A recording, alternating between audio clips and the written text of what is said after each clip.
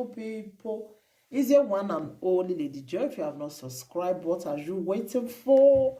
Go and subscribe and smash the notification bell. Thank you and God bless you. So that you go to hear many Ogbonge news when they come out for you. Thank you for coming around again and God bless you. My darling people, oh, another one don't happen again. No, blah boy. When a woman put for house, he just run away. Mona listen, no, I got to interpret am for una. See, yeah, when now they are the. Ma start am. Oseve other do pack it, man. Black boy not to ledge or wow pa. Police, yeah, when now they are the. Because man, I when another soup. He said the black boy. He run he park. Now mommy you come ask and say the black boy will become park for your house. He come out. He say yes. Say na police he even take arrest him. He even call police for him because he beat him. He say he blow him for face. For face. Now he for blow him. Now he use police to arrest him. So you know when you move so like got to be that we money there's a mini wagwalo. Yeah, lele ati wanna do me. He said they be tell and say make him carry the matter go court. He gonna say no, he no need the quarry. Make he just come pack it since where the house. Make it come out. He no want am again. You know. Wow. So family yana iranyi ameni move so like got to now me ma be kwale so no wa fi me wakwalo. So ofi other one do akbar biya ya pada konye pabe manari yana igahim yana igwe ila mabinye yibi ubi bibete yibi ni pana e uni tisivere ni pana konye ya pa ikezo we no pa makpa so bai do pasa wese yi alupa de bawe o Veni e pa na deke no giri. My ye Mommy Yore, he tell Mommy Yore say now the boy in that way they tell us me he comot gonna liability. He don't want comot. So now he finally come comot now. So he no want again. Say she no want again. Say he come to thank Mommy Yore now. Say do well. Say now she give her the advice, you know. me manoya take wano kabia river otie no kabia river so oni reto wa now oni ya via kina so ya igwale kini ya stay onwinani ya ele fere je family Ono wa gbe pa yo wa o. Ono wa gbe pa yo wa o. I'm gbe pa yo wa o. He say now Mommy Yore they tell us so he blow you for face. He say yes, so he said that face for blow am and then he blind down. Black boy. And at the girl even still help am my people. And the girl even still help am. Now he can still blow am for face. Now wow. Thank God say police now can finally come drive and come up for the house. I'm gbe pa yo wa o ami me ne kama me ma be na respect over baby no. Oh what? When no see the man mo like ni no na talo ma me ni mana ugo jinwi na e pay ugo bia jinwi na e pay ugo wa pay upa. He said the guy they work, but you know they pay her strength. A very staging guy.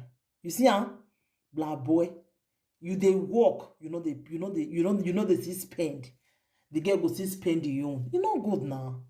You know good. Now they make all those. Now those kind things they make girls they change. All those kind things.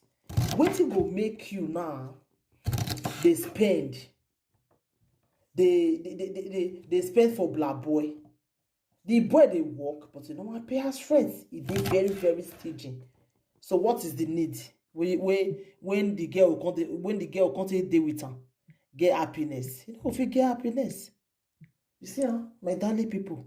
We buy now we no rent to what no answer. Don't even know here. Oh wa jinwi na oro wa we pay ugo pa jinwi na. Yes, you get by. We are going to give a 40 euro. On time, you, Wuna, you was if I put one, I get it 24 ya wa ta we wana yo mo ni oro ti oro yo ya ki o bere ya mi ya ke ke na ya mi gbe mo ni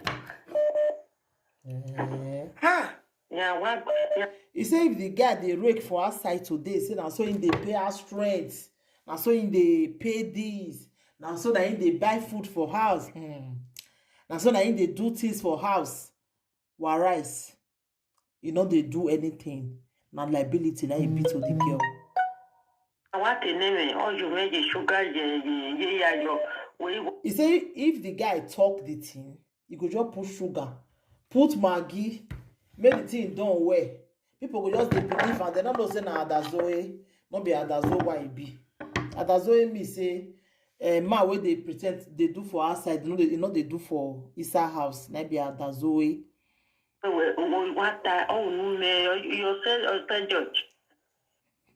You have me judge your mind winner.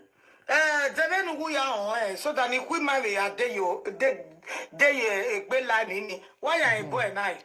Mommy already ask Kana say how you take know the boy so that make many of our people not go fall for this kind guy, and so may you explain how you take know her. Then she want come talk now, so I will see translate and for now. My jammy, your na already we can do equally winner. So or still on way. My work by what away. Oh, Bena or me on ma. He said, oh, no, ya, day you would mamma. Oh, boy, manana. Any way is studying everywhere. Why I don't walk over no mountain. So, me lao. Or seeing that in my work by give your mum. No, ya, day you pay. If I will, ain't I no. He said now the boy sister that he introduced them to Ram. Now they see how those introducing. So as he can't introduce them, he can't tell and say the boy this brother they nice, na very nice person. You know want to make it go for another person, and he want to make it maybe say na you. Now he go follow and a very nice person. Now she can't take follow the guy. Now the year. Well, we say so Marawa, we go in a woman, then we can. I feel married equal of an hot email. Even equal is that way. The woman can say, the way you tell me, I be like say the guy go really nice because she don't want anything we go hurt her. Even the way the woman tell the talk, if you go no say a nice person, you know say our guys, if they see nice person, they know they want to stay with them. That be the problem with the guilt. You understand? Okay, you see nice person now. Instead you for just suffer, they suffer calm, they follow him. No, you don't let you for follow him. You did there, they do bows, they shop money, but you don't want to spend. It's not good. Yeah, win a banner.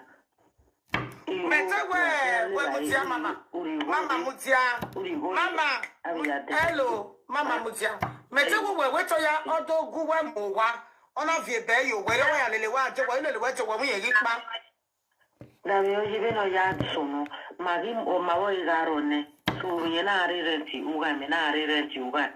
So renti ni ga ajuga ni ya ri dogi ne no numero wa o ne ga ri dogi ne. The same thing no venya wa o so you want to get my life ona iduje ka me magi bo maneme si. So, let me now walk in a way. Since me, in when I remain life contract, me a more. In a igual was a one that review while go that in a wali bugame. What may go no ike or not 1,000. He say the way two of the country they stay together. He say as the two of the come start to the date, they want one room. He say if you go there, the landlord not agree. The person will get the house not agree. May sleep there. So if the boy still come on the same thing, now she since she gets life contract, now she can go carry a big house. He can go carry be self-contained. Then in with the boy can begin they stay together. Una they understand now. So now so two of them can begin they stay together. That time na boy never show his character. Oh, he that only cow, una ke wata ni go igba. Oh my problem, mama only say what you don't go my way. Una the year matter now. So Mona say use this one telling. I will they bring the latest for una. Mona they know say things they really happen for this world. Many Shentro boys full everywhere. They go they work, but they not go want spend. It not good. You understand? One person not go fit just they spend money, they pay us rent. You not go want to spend. Now people like una na go leave girl finish.